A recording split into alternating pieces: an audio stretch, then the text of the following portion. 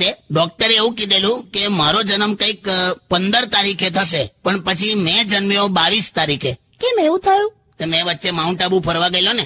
જાવ ને યાર. તો પછી સવાલ કેવો પૂછાય, કેમ એવું થયું? એટલે મારા હાથમાં હોય. અરે પૂછાઈ ગયું યાર. આમ જોવો, કીધું નહીં, ખાવા ટાણે નહીં બોલવાનું, જમી લેવા દે.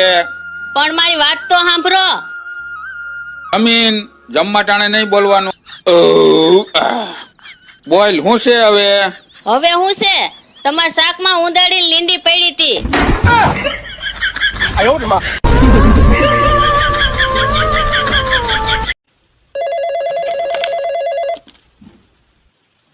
આ બોલ. આપણા બાજુવાળા ભાભી હે ને, આપણા ફરિયામાં કચરો નાખી જાય હે. તો મારું નામ દઈ દેવાય ને તારે એને.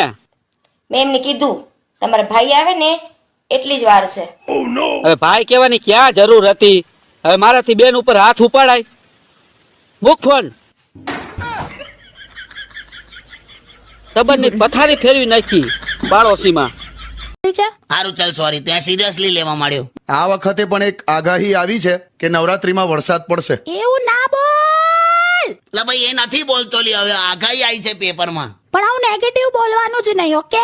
આટલી તૈયારીમાં બધા લાગી ગયા હોય, નવરાત્રીનું એક્સાઇટમેન્ટ હોય, પછી એવું ના બોલાય. ખોટું ખેલૈયાઓના લાગેલા મન જતા રહે. અલી ઓર્ગેનાઇઝર ના લાગેલા પૈસા જતા રહે એનું કઈ નહીં. ગ્રાઉન્ડમાં તો હાવ કિચ્ચડ કાદવ થાય. મને તો હસું ક્યારે આવે ખબર? કે છોકરીઓ તો ઠીક, પણ છોકરાઓ હોવ આમ સલવાર અદ્ધર કરીને દોડે તો કોમેડી લાગે ને. એમાં પણ પાછા ભારી ઘાઘરા અદ્ધર કરીને દોડવાનું તો બહુ અઘરું બાપા. ગયા વખતે વરસાદનું એવું ઝાપટું પડ્યું તું, દોડા દોડ, આમથી આમ આમથી આમ. પેલી જૂની બતક ઈંડું મૂકવા માટે જગ્યા હોતી હોય ને એવું. પણ નહીં પડે આ વખતે, વરસાદ નહીં પડે.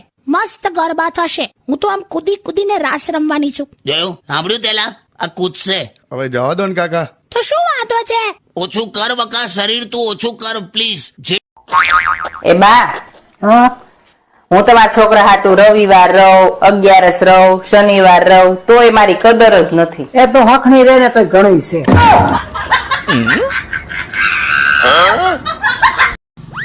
અરે ભાઈ, ગમે એ ધંધો શરૂ કરવું ને, મારી ઘરવાળી વચ્ચે ને વચ્ચે ઊભી જ હોય. ખટારો આંકવાનું ચાલુ કરી દે ને તો. તને શું કહું છું કે ઘરમાં હે ને મારા આમ ઊંચા અવાજે વાત નહીં કરવાની. હવે રેવા દો. આ ખોટી હોશિયારી તમારી. આ હો જણા જાનમાં આયા હતા ને, એ એક કે તમને બચાવવા નહીં આવે.